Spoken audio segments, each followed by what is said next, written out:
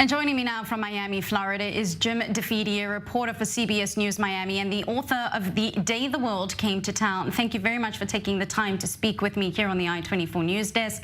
I'd like to touch on your book. You were stationed in Canada during Operation Yellow Ribbon.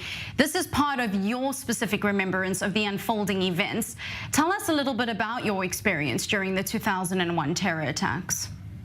Sure. So it actually isn't my personal experience. I reported on the events that happened in the small town of Gander, Newfoundland. And what happened was when the U.S. airspace was attacked, they shut it down.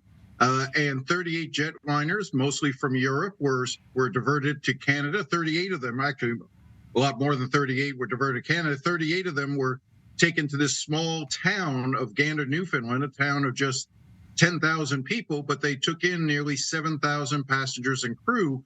And my book tells the story of how that community came together to take care of the 7,000 passengers for the next 5 days, sort of, helping them deal with the struggles of what was going on in the United States, but also it gave them an opportunity to sort of show that there was some humanity left in the world, that we could come together and take care of one another.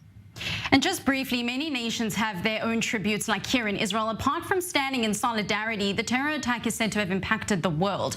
Apart from stronger airport security, what other changes has the world seen?